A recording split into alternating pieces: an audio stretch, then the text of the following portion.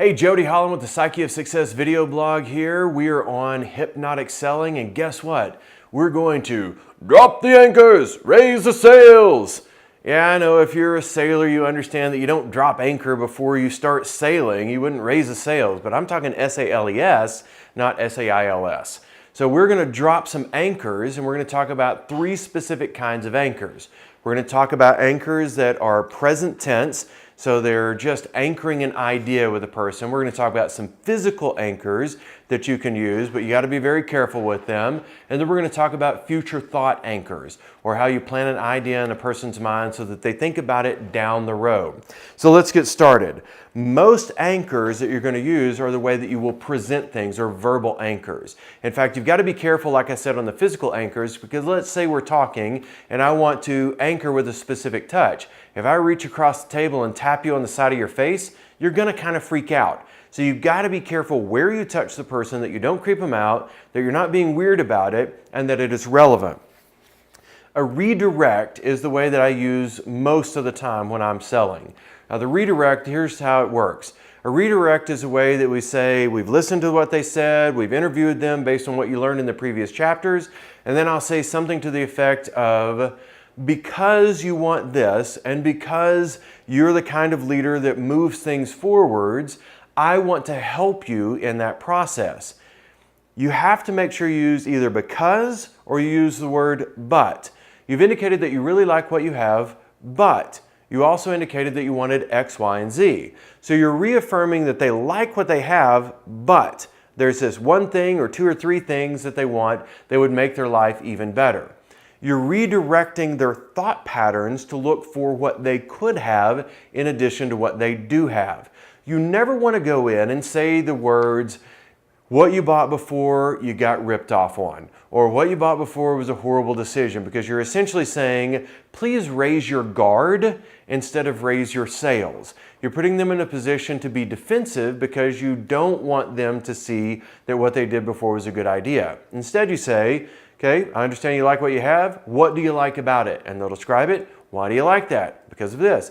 If I could add one thing to what you had bought before that would make it even better for you, what would that be? And they'll describe that. So what you said is you like this, this, and this. You like your A, B, and C, but you want this, this, and this because it will give you these additional benefits. The but and the because are very powerful words in the subconscious mind. The future thought ideas, I use these all the time when I'm speaking. For example, I know after you watch this video, you're going to be thinking, okay, what were the three types of anchors that he talked about? And you're going to be sitting around eating dinner that night, and you're going to go, okay, I'm thinking about this, and then you're going to try to share it with the other people. Now, when you have that conversation, what you're doing is you're trying to go back and look for what mattered to you. And I applaud you for doing that, because that's what great leaders do and great learners do, is they always go back and reinforce the things that matter to them. So when I just explained it that way, I was planting a future thought that when you're sitting around eating dinner, you're going to discuss with other people what the things that you learned, and you're going to go back and say, here's how I can apply that because I'm a great leader. So I associated you with a great leader, connected the dots for a specific time that you would go back and think through it again, and then planted in your mind the idea that you needed to review what I had brought to you. So those are ways that you create a future anchor. The final one is a physical anchor. Physical anchors, like I said in the beginning, are kind of tricky. You typically will use a physical anchor right as you're leaving an appointment. So when you reach out to shake hands with the person, instead of just shaking hands, you're going to reach out and tap their elbow twice. Or you're going to reach up and pat their shoulder once or twice. As you're saying, I'm here to help you find the success that you want. I know that I can help you, and I know that you're going to be looking for the ways that you can be successful. So whenever the time is right, you just give me a call and I will be ready. Be very careful with physical anchors because they can creep people out. If you're looking at a person that has auditory ears like you learned in Let's Face It, not the kind of person to use a physical anchor on. The kinesthetic people are the ones that respond to physical anchors. Ears turn like that. So if they have those kinesthetic ears, use the physical anchors. If they have the auditory ears, you're going to use the verbal anchors. If they have the visual ears, you're going to use the future thought anchors. So make sure that you make your anchors appropriate for the individual that you're dealing with. If you're dealing with a whole group and you're speaking in front of them, use all 3 types of anchors, but at different times, not just at one time.